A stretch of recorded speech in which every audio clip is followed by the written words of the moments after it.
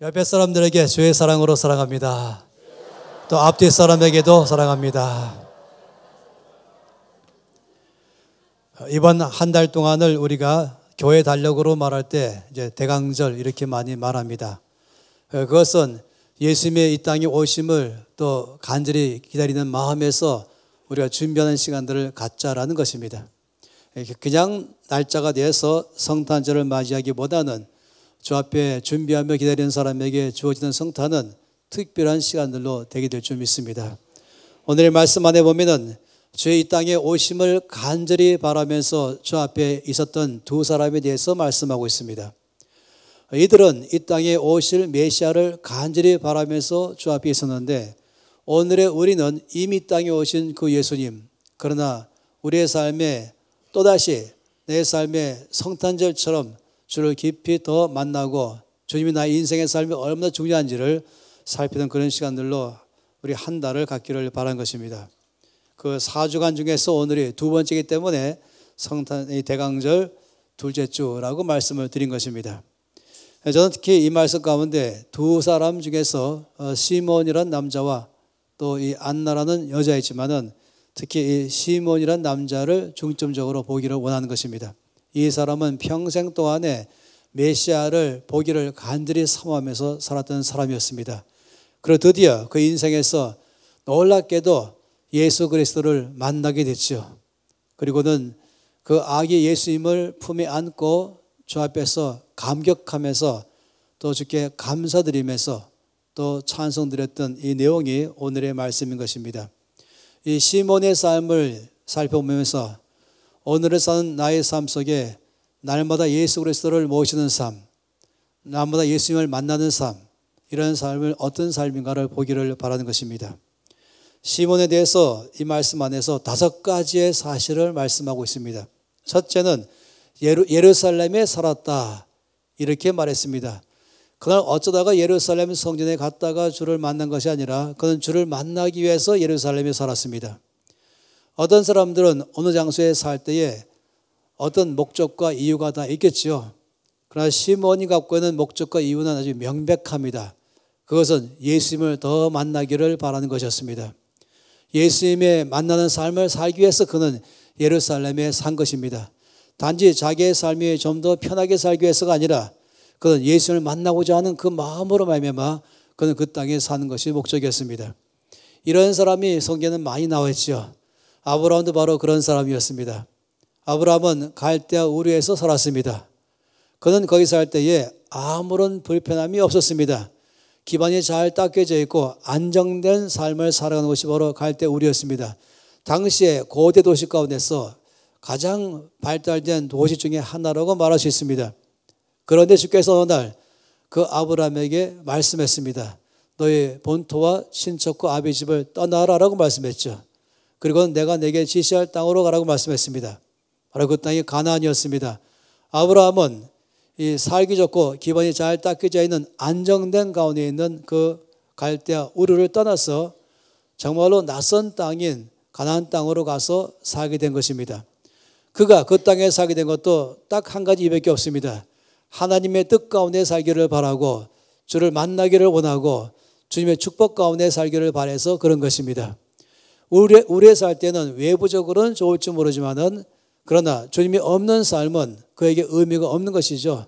가나안 땅은 낯선 땅이고 아직까지 정착되지 않은 기반이 없는 땅이지만은 그러나 그에게 중요한 것은 바로 거기가 주님이 약속한 땅이기 때문에 중요한 것입니다. 아브라함이 그 땅에 살다가 어느 때에 아주 심한 기근 들었다 그랬습니다. 그 땅에 흉년 들은 것입니다. 이때 아브라함은 그 흉년을 피해서 애굽으로 내려갔죠. 어찌 보면은 잘 힘들어하는 것을 지나서 잘 살 수 있을 만한 곳, 나에게 안정과 나에게 기반을 줄 만한 것으로 옮기는 것은 정상일지 모르겠습니다. 그러나 이것은 성경 말씀에 볼 때에 잘못된 선택이었다라고 말씀했습니다.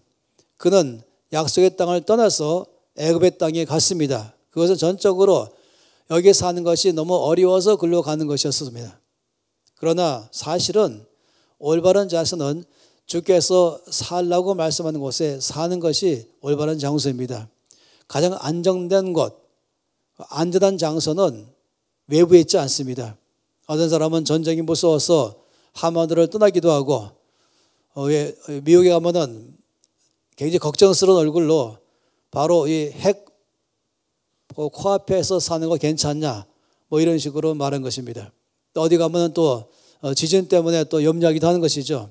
전쟁이나 지진이나 아니 경제적인 어려움이나 아니 어떤 전염병이나 이런 것들에 의해서 우리가 장소를 옮기고 안전한 곳에 살기를 바랄지 모르지만은, 그러나 가장 안전한 곳은 하나님이 함께 하시는 곳입니다.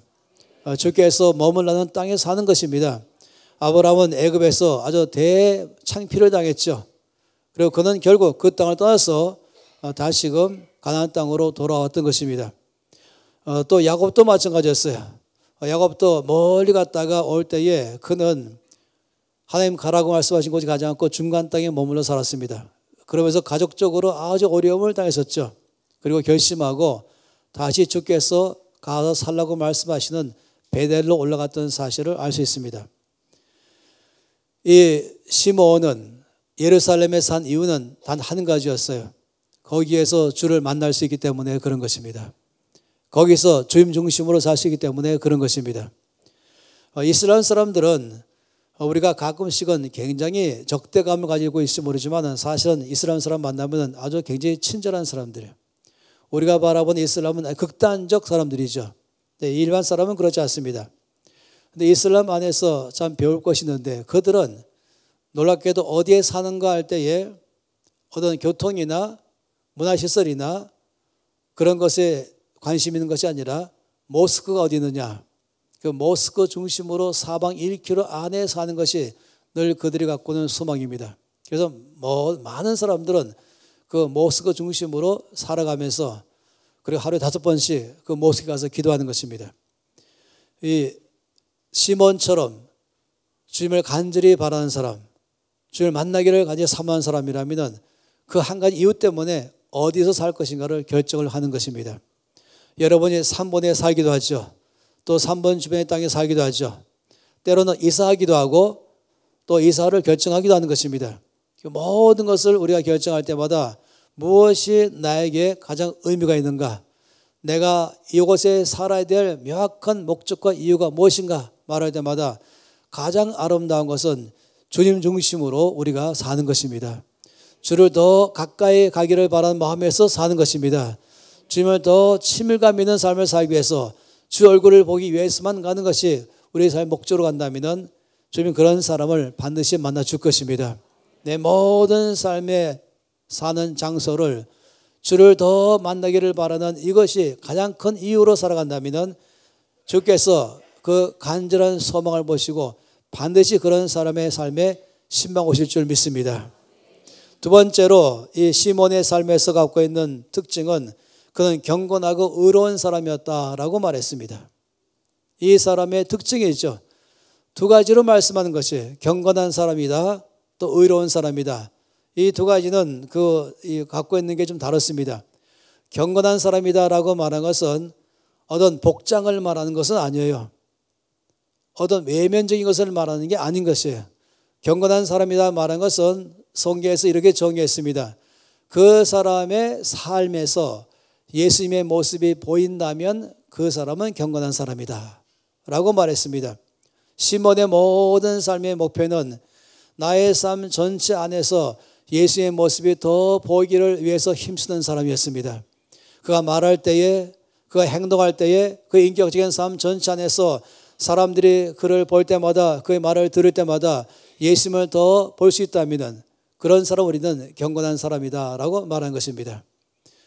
우리가 이 땅에서 어디 가서 살든지 경건한 사람으로 살기를 힘써야만 되겠습니다. 가정 안에서도 나의 자녀들이 나를 바라볼 때에, 나의 모든 배우자가 바라볼 때에, 부모 형제들이 나를 바라볼 때마다 내 안에서 예수의 모습을 발견한다면 그 사람은 경건한 사람입니다. 직장생활 가운데서 그 사람을 볼 때에 사람들이 예수를 만난다면 그 사람이 바로 경건한 사람인 것입니다. 가장 놀라운 전도는 예수 믿으세요라고 말하는 것이 아니라 사람들이 나를 보면서 말하기를 나는 예수를 만난 적이 없지만 당신을 보니까 예수님이 누군지를 당신 통해서 내가 알 수 있을 것 같습니다. 이것이 참으로 가장 영광스러운 것이죠. 시몬은 그런 것이 삶의 목표였습니다. 그건 예수를 만나기를 간절히 사모하면서 또 자기 온 삶 통해서 예수님이 드러나기를 간절히 바라는 사람이었습니다. 그래서 그를 경건한 사람이다라고 말한 것입니다. 의로운 사람이라고 말할 때 이것은 하나님과 올바른 관계를 갖기를 힘쓴 사람이다라고 말한 것이에요. 이 성에서 의롭다고 말할 때 이 단어는 관계 속에서 말한 것입니다. 우리나라도 옛날에는 형제 사이가 좋다 그럴 때는 의가 좋다라는 말을 썼습니다. 이때 의라는 것은 옳은 관계를 가지고 있다, 좋은 관계다라고 말할 때 쓰는 것입니다. 따라서 시몬이 의로운 사람이다 말할 때는 항상 하나님과 올바른 관계를 갖기에 힘쓴 사람이다라고 말한 것입니다.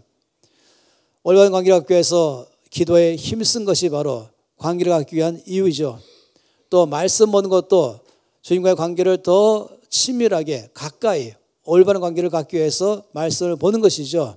예배를 드리는 것도 찬송하는 것도 마찬가지고 이 교회 가운데 이 공예배 열심히 모이기를 힘쓰는 것도 마찬가지로 이 모든 것 가운데서는 하나님과 올바른 관계를 더 지속적으로 더 가까이 갖기를 바라는 마음에서 그런 것입니다. 따라서 경건하고 의롭다 말한다면 두 면에서 말한 것이죠. 한편으로는 하나님과 올바른 관계를 갖기를 힘쓰면서 한편으로는 내가 만나는 모든 사람과의 관계 속에서 사람들이 나를 볼 때마다 예수님을 만나게 되기를 바라는 삶, 이런 삶이 바로 경건하고 의로운 사람이다라고 말한 것입니다. 전 정말로 주를 간절히 만나기를 바라는 우리 모든 사람들의 삶 속에서 경건하고 의로운 사람 되기를 바랍니다. 그것이 소망이 되기를 바랍니다. 그런 것을 힘쓰기를 바랍니다. 간절한 소망이 있다면 주여 나는 경건한 사람 되기를 원합니다. 나를 만나는 모든 사람마다 나를 볼 때마다 내 속에서 예수 그리스도를 더 볼 수 있기를 간절히 바랍니다. 아버지와 관계를 더 친밀하게 갖기를 바랍니다. 그래서 주 앞에 가까이 가면서 주를 더 알아가는 삶을 살기를 원합니다. 이것이야말로 대강절을 지나면서 갖는 우리의 간절한 소망이 됐으면 참 좋겠습니다. 세 번째로 시몬의 삶에서 갖고 있는 특징은 그는 이스라엘의 위로를 기다리는 사람이다 라고 말했습니다. 어찌 본다면 그것은 당시로 말하면 이스라엘이라는 나라 자체가 늘 환란의 연속이었죠. 강대국 사이에 끼어서 늘 전쟁 속에서 이들은 잡혔습니다. 북쪽에서 강한 나라가 남쪽으로 내려가면서 반드시 그 길을 통과하기 때문에 먼저 그들은 이 전쟁에 휘말려 버리는 것입니다. 또 남쪽에 있는 나라가 북쪽으로 올라갈 때에도 또 휘말리는 것입니다. 또 주변의 국가들도 호시탐탐 노리는 것이죠. 그래서 이스라엘의 역사는 전쟁의 역사라고 말할 수 있겠습니다. 여러 면으로 볼 때에 이스라엘은 우리나라하고 좀 비슷합니다. 이 반만년 한국의 역사 가운데서 1300번 이상이나 전쟁을 치렀습니다. 어찌 본다면 그것은 매 3년마다 한 번씩은 전쟁을 치렀다라고 말할 수 있겠습니다. 안녕하십니까? 라는 말을 누가 말하기를 이 전쟁 난리통에 잘 살아계십니까? 이렇게 말한다고도 합니다. 그만큼 어렵게 지나갔던 나라인 것이죠. 그러다 보니까 시몬 당시에도 로마 대제국의 지배 속에서 살아갔고 그걸 누가 기뻐하겠습니까? 이스라엘 사람이나 한국 사람이나 이 면에서는 독립정신이 강합니다. 남에 의해서 지배를 받기를 싫어합니다. 그렇기 때문에 때로는 막 그 안에서 여러 가지로 테러를 통해서라도 나라를 지키려고 애를 쓰고 뭐 테러라기보다는 독립하기 위해서 애를 썼다고 말할 수 있겠죠. 이러면 이들은 모두가 다 하나님의 위로가 받기를 바란 것이에요. 아마 사람마다 갖고 있는 위로를 받기를 바라는 기대가 다를지 모르겠습니다. 아마 어떤 사람은 정치적인 위로를 받겠죠. 독립돼서 로마로부터 독립돼서 이 강대국 사이에서부터 독립돼서 뻔듯한 자기 나라를 갖기를 바라는 것, 이런 것도 위로라고 말할 수 있겠습니다. 또는 마음이 상하고 환난 가운데 있는 사람은 이 상한 마음을 위로받고 환난에서부터 건짐을 받기를 바라는 것도 또 위로라고 말하시겠습니다. 어쨌든 주께서 오셔서 나의 형편 가운데에 내 형편을 정말로 새로운 차원의 기쁨과 자유를 주는 것을 위로라고 말할 수 있겠죠. 그렇기 때문에 이 시몬은 하나님의 위로가 필요했습니다. 정치적으로 위로가 필요했고 개인적인 삶에도 위로가 필요했습니다. 그래서 날마다 위로의 하나님을, 위로의 주님을 간절히 바랬던 것이죠. 고린도후서 1장 말씀에 보면은 특히 하나님은 위로의 아버지시다라고 말씀하십니다. 그러면서 그 짧은 장 안에 위로라는 단어가 10번이나 아주 반복되면서 가장 많이 위로를 말씀한 것이 바로 고린도후서 1장입니다.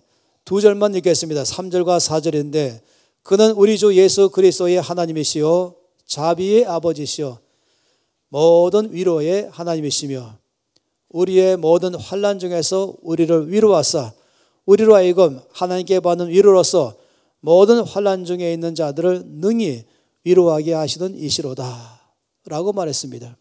나의 환난 가운데 오셔서 나를 환난에서부터 건져내시고 안전한 삶으로 나를 이끌어내시며 그리고 다시는 환난 당하지 않도록 나를 내면으로 견고케 하시며 환경도 주께서 다 다스리는 삶을 살아가게 하는 것, 바로 이것이 하나님의 위로를 받는 것의 이유가 되는 것입니다. 성경에서 이 동정이라는 단어와 위로라는 단어는 의미가 아주 다릅니다. 동정하다라는 단어, 영어로는 compassion 이렇게 말할 때는 나의 갖고 있는 이 아픔에 대해서 같은 마음을 가진다. 내가 아플 때 같은 느낌을 갖는다. 이것을 말할 때 동정한다라는 것입니다.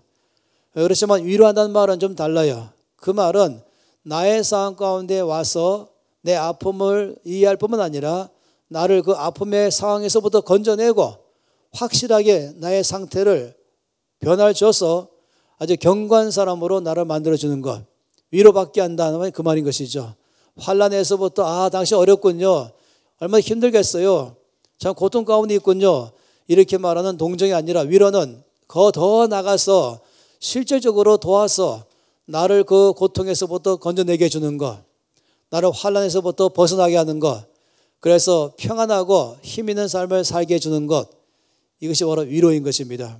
시몬은 바로 그런 하나님을 기다렸습니다. 위로의 하나님을 기다렸습니다. 우리 모두는 날마다 이 위로의 하나님이 필요합니다. 내 삶에 오셔서 그냥 힘들겠지라고 말만 하는 것이 아니라 더 나가서 그 상황을 벗어날 수 있도록 나를 구체적으로 도와주신 분, 이것이 바로 위로의 하나님이십니다. 성경에 보면은 출애굽기 3장 7절 8절에 하나님이 위로의 아버지심을 잘 표현하고 있습니다. 이렇게 말씀하였습니다. 여호와께서 이르시되 내가 애굽에 있는 내 백성의 고통을 분명히 보고 그들의 감독자로 말미암아 부르짖음을 듣고 그 근심을 알고 내가 내려가서 그들을 애굽인의 손에서 건져내고 그들을 그 땅에서 인도하여 아름답고 광대한 땅, 젖과 꿀이 흐르는 땅으로 데려가려 하노라.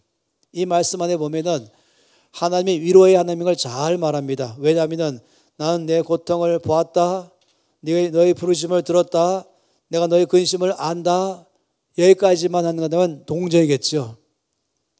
얼마나 힘들겠냐, 어렵구나, 나 들었다, 나 안다, 여기까지만이 끝나는 게 아닌 것이, 그 다음에 말씀하기로 내가 내려간다, 내가 너의 어려운 상황 속으로 실제로 아예 그 안으로 들어가겠다, 그리고 너를 그 손에서부터 건져내겠다, 그 땅에서 인도해낼 것이다, 그리고 내가 약속한 땅으로 너를 데려가겠다. 이 전체가 바로 위로인 것입니다.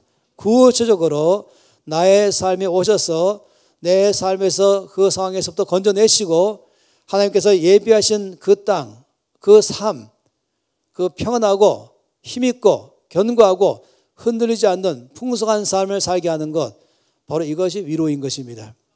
그 시몬은 바로 그런 하나님의 위로를 기다리는 사람이었습니다. 우리가 예수님을 바란다, 성탄절을 기다린다라고 말할 때는 바로 나의 하나님은 위로의 아버지이십니다. 나의 주 예수님은 바로 위로의 주님이십니다. 그래서 바로 그 위로의 주님을 경험하기를 원합니다. 내 아픔을 이해해 줄 뿐만 아니라 나를 그 아픔에서부터 다 치료하셔서 나를 힘있게 해주는 것을 나는 경험하기를 원합니다. 여러분, 참으로 우리가 날마다 기대를 거는 것은 바로 저 여러분의 하나님은 위로의 아버지이십니다. 나를 위로하시는 분이십니다. 나의 사정을 알 뿐만 아니라 구체적으로 내 사정과 형편 가운데 찾아오셔서 거기서부터 나를 건져내셔서 나를 부유하고 평안한 땅으로 옮기시는 분이 바로 위로의 아버지십니다. 그 하나님을 기다리십시오. 그 하나님을 믿으십시오. 실제적으로 여러분 가운데 역사할 줄 믿습니다. 우리 하나님은 멀리 계신 분이 아니십니다. 우리가 예수님을 너무나 놀랍게 생각하는 것은 하나님이 하늘에 계시지 아니하시고 하나님이 나의 형편과 사정을 아시고 나를 고통에서부터 건져내시고 나를 힘있게 풍성한 삶으로 살도록 이 땅에 오신 하나님, 이것이 바로 예수님이시죠. 예수님이 이 땅에 오셨다, 이 말은 하나님이 나의 상황 가운데로 신방 오셨다, 나의 삶을 위로하러 오셨다, 이것을 말하는 것입니다. 그러니 매일마다 그 하나님의 위로를 받기를 바랍니다. 시몬의 삶에 갖고 있는 특징이었죠. 네 번째 시몬의 삶의 특징은 그는 성령의 사람이었습니다. 오늘 이 말씀 보니까 성령이라는 말씀을 3번씩이나 반복했습니다. 성령이 그 위에 계시더라 라고 말씀했고, 또 성령의 지시를 받아서 그가 반드시 메시아를 만나게 될 것이다 라는 것도 보았고, 또 성령의 감동으로 성전에 들어가서 마침 그 성전 들어오시는 아기 예수님을 보게 되고 만나게 되었다라고 말한 것입니다. 그는 모든 것이 성령으로 시작하고 또 성령으로 모든 삶을 살고 성령으로 마친 사람이었습니다. 성령의 사람이었죠. 성령은 참으로 우리 신앙생활에 너무나 중요합니다. 성령은 나의 삶에 얼마큼 중요할까? 저는 이렇게 말하고 싶어요. 성령은 나의 숨결과 같다. 숨결. 나의 호흡과 똑같다. 사람이 숨을 쉬면서 살아갈 수 있죠. 만약에 숨을 멈추면 우리 몇 분간은 잘 참겠지만은 결국 죽게 될 것입니다. 숨 쉰다 이것은 생명을 준다 이것이고 나를 살아 움직이도록 만드는 것이 바로 이 숨결인 것입니다. 성령은 나에게 영혼의 숨결입니다. 나로 영적으로 살아나게 하는 것입니다. 나로 하여금 힘있게 살 수 있도록 하는 것이 바로 성령이십니다. 성령으로 우리는 말씀 볼 때에 이 말씀의 뜻을 이해하기 시작하는 것입니다. 성령으로 기도할 때에 우리 기도는 하늘에 상달되는 것입니다. 성령으로 봉사할 때 우리 봉사는 늘 생명의 역사가 일어나게 되는 것입니다. 성령으로 주일학교에 봉사하면 아이들이 바뀌어버리는 것이에요. 성령으로 주께 맡긴 일을 하기 시작하면 반드시 거기는 역사가 막 일어나는 것입니다. 내 힘으로 할 때는 내 힘의 결과가 나오겠지만 성령의 능력으로 한다면 하나님이 나를 통해서 일하시는 것입니다. 내가 일함으로 내가 일한 결과로 나는 것과 하나님이 나를 통해 일하심으로 하나님이 일하시는 결과가 나는 것과는 하늘과 땅 차이인 것이죠. 지방에서 봉사할 때에도 내 힘으로 봉사하는 사람과 성령 충만함으로 봉사하는 사람은 하늘 땅 차이입니다. 어깨 마켓에서도 내 힘과 열정으로 봉사하는 사람과 저의 성령 능력으로 봉사하는 사람은 다른 것이고, 우리가 교회 안에서 또 직장 안에서 어디서나 믿는 자의 삶을 살아갈 때에 내 힘으로 살아가는 사람과 성령의 충만함으로 사는 사람은 그 결과 하늘 땅 차이인 것입니다. 성령으로 살게 되면은 사도행전 1장 8절에 말씀하기를 오직 성령이 너에게 임하시면 너희가 권능을 받는다. 그래서 예루살렘, 온 유대, 사마리아 땅끝까지 이르러서 내 증인이 될 것이다. 내 증인이 되라가 아닌 것이에요. 성령에 임하시면 권능 받고 그 사람의 삶에서부터 증인의 삶을 살게 될 것이다 라고 말한 것입니다. 다시 말하면 이것이죠. 증인의 삶을 살기를 원한다면 성령이 임하심을 간절히 구하라 이것입니다. 권능이라는 말은 그래 쓰는 것이에요. 이 권능을 받는다는 단어는 이런 것입니다. 역동적인 삶을 살게 된다 이것이. 이 두나미스란 이 원어는 여기서 나오는 이 파생된 용어가 다이나믹스인 것입니다. 여러분 알지 않습니까? 아, 사람이 다이나믹합니다. 그는 말할 때 다이나믹합니다. 그 삶이 다이나믹합니다. 이걸 다 아는 것입니다. 이 다이나믹이란 말은 굳이 우리나라 말로 바꾼다면 활기가 넘칩니다. 활력이 넘칩니다. 힘이 있습니다.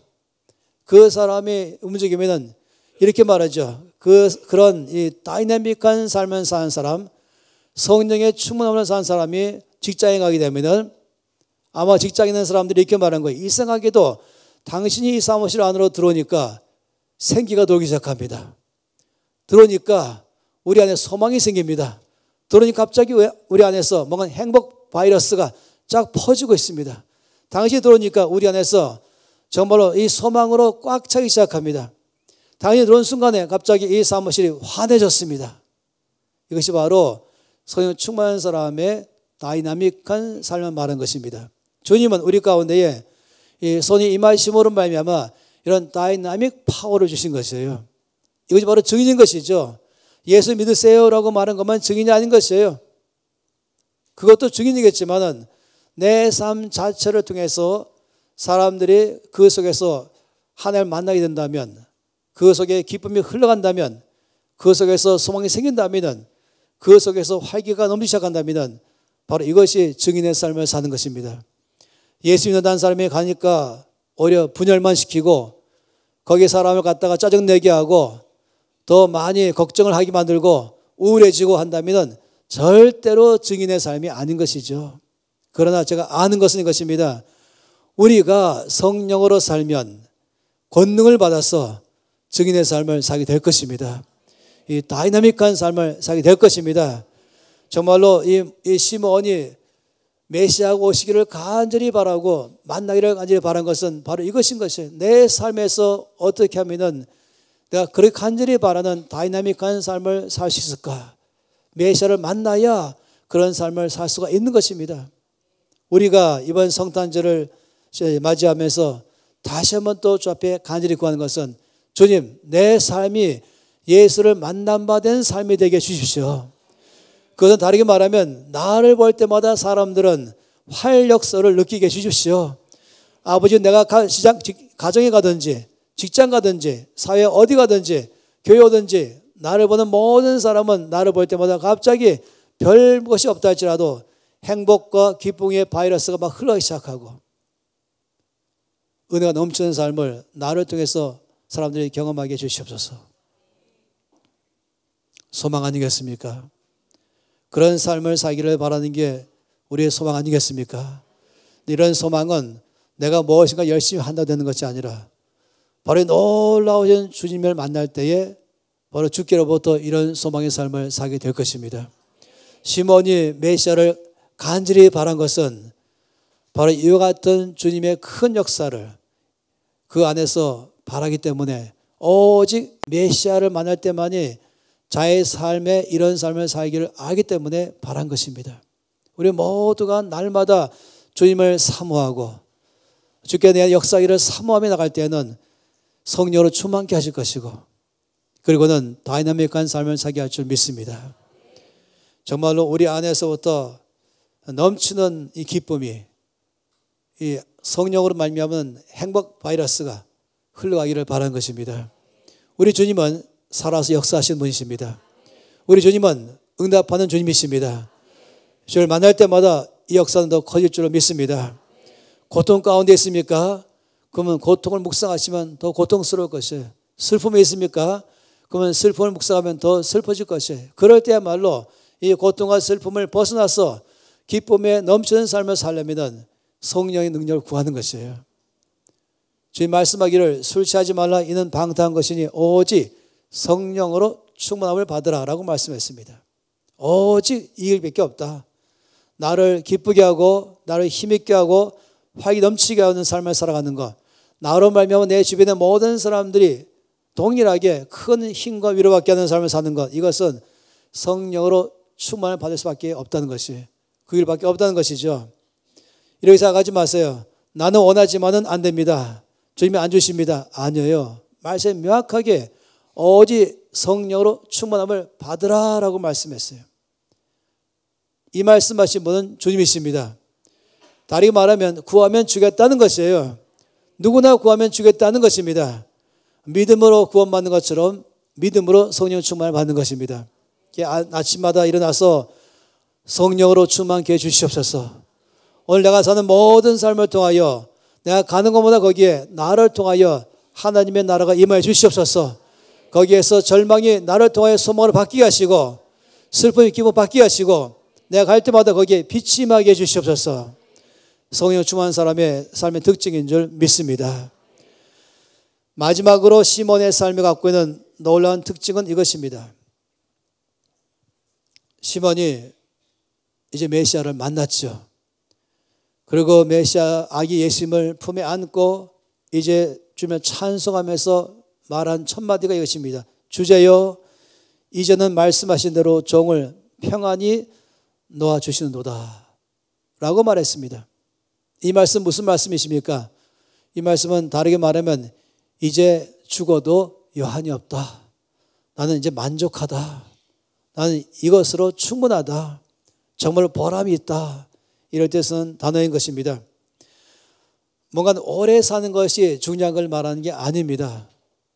중요한 것은 메시아를 만나는 삶, 주를 만나는 삶이 나의 삶에 중요한 것이고 주의 뜻대로 사는 삶이 나의 삶에 중요한 것입니다.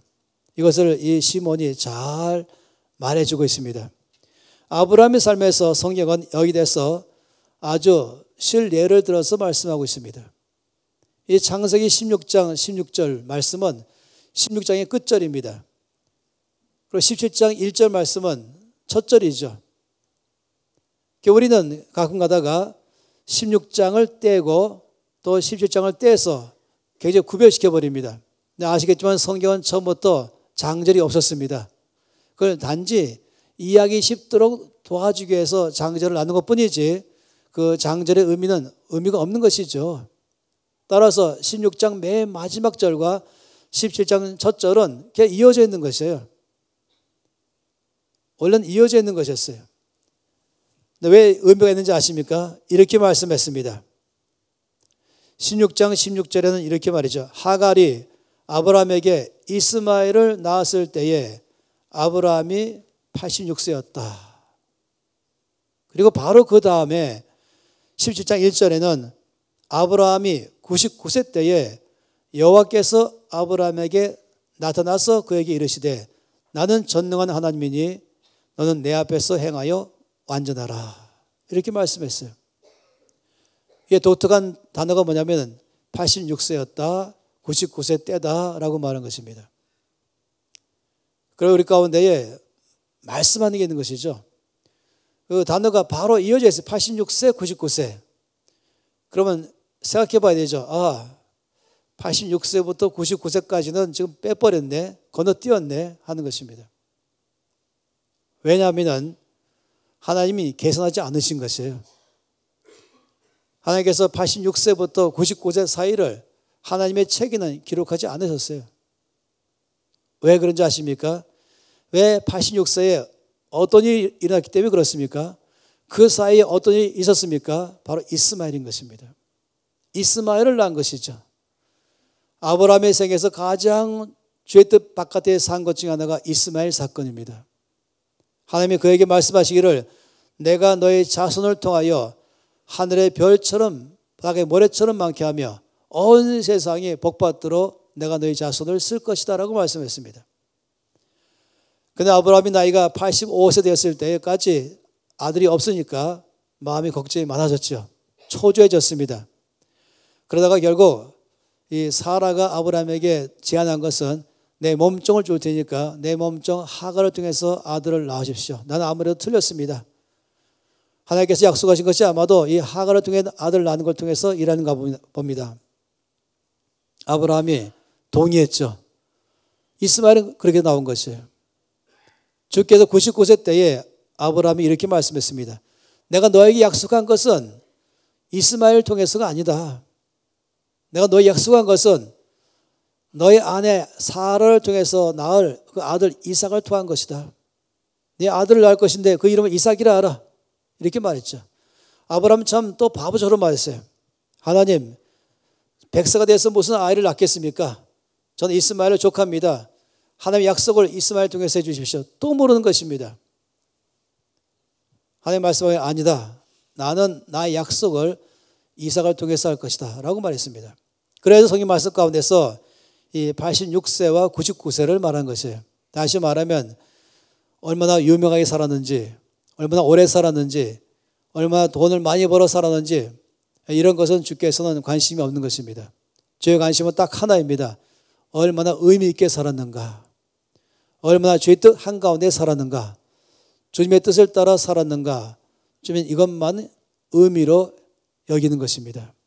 우리가 산 모든 삶은 그날에 가면은 주님 나라에 기록될 것입니다.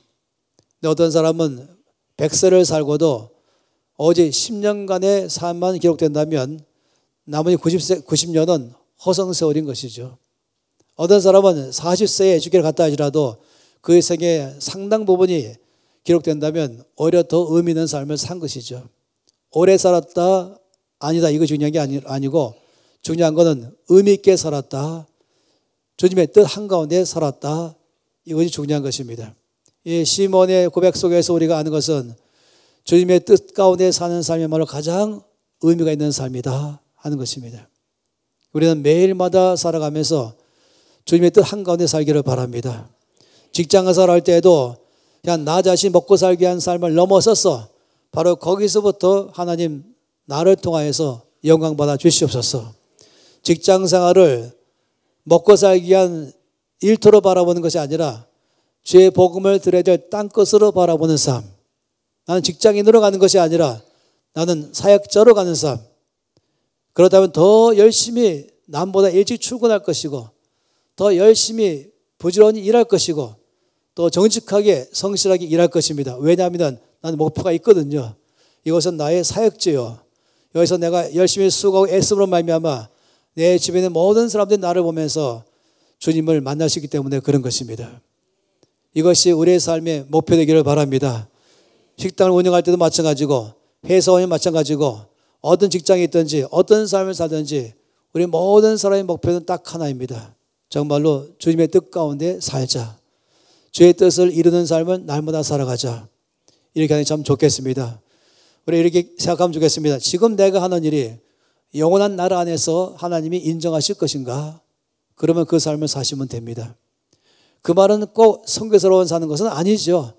꼭 목사로 사는 것만이 아닌 것이죠. 주님은 교사로도 얼마든지 사역자의 삶이라고 말했습니다. 정치가로 가도 사업하는 사람이라도 아니면 의사로도 어떤 삶의 영역에 살든지 하나님은 거기서부터 나는 주의 뜻을 따라 살기로 결정하고 바로 거기가 나의 땅끝입니다. 거기서 내가 증인으로 살겠습니다. 이렇다면 그것이 바로 주의 뜻 한가운데 있는 것입니다. 저는 이 세관함교회 우리 성도님들이 다 그런 삶으로 살아간다면 주께서 우리 가운데서 영광받을 줄 믿습니다. 이 땅에 있는 믿는 사람들 가운데서 30%만이라도 이런 삶으로 살아간다면 아주 빠른 속도로 이 땅에 복음이 전파될 것이고 교회에 대한 위상이 바뀔 것이고 믿는 자에 대한 평가가 달라질 것입니다. 그래서 믿는 자를 바라보면서 주를 만나야 될 것이고 그런 교회를 통해서 세상 사람들이 주님을 알게 될 것입니다. 그러니 날마다 주의 뜻 한가운데서 살아간다. 이것이 중요한 것입니다. 시몬은 그가 사는 목적과 이유가 아주 명확했습니다. 그냥 산다고 사는 것이 아니었습니다. 내가 어디 살 것인가, 왜 사는가, 무엇 때문에 일하는 것인가. 그 모든 것 통해서 나를 통하여 하나님이 영광받기를 바라는 것, 주님께서 나의 삶을 깊이 만나길 바라는 것, 이것이 시몬의 삶의 목표였었습니다. 우리도 다 그렇게 살기를 바랍니다. 이제 성탄절을 준비하면서 나의 삶도 시몬처럼 주님을 만나기를 바라는 삶, 그래야 내 삶에 위로가 있으며 그래야 내 삶에서 회복이 있으며 그래야 내 삶에서 하나님의 풍성함을 경험하기 시작하고 그래야 나를 통하여 내 주변의 모든 사람들이 주를 더 만날 수 있기 때문에 그런 것입니다. 함께 손 높이 들고 기도하시겠습니다. 주 앞에 기도하시면서 아버지 정말로 시몬처럼 주를 간절히 기다리며 살아갑니다. 내 사는 삶의 모든 목적과 이유는 하나입니다. 주를 더 만나기를 원합니다. 주님을 더 기쁘시게 하기를 원합니다. 내가 있는 곳에 어디든지 내가 하는 일이 무엇이든지 거기서부터 주님의 영광 받아 주시옵소서. 나를 통하여 영광 받아 주시옵소서. 다시금 주 앞에 내 삶을 드리겠습니다. 성령으로 충만케 주시옵소서. 주께서 응답할 줄 믿습니다. 다 함께 통성으로 기도하시겠습니다. 아버지 주 앞에 이 시간에 고백하며 나갑니다.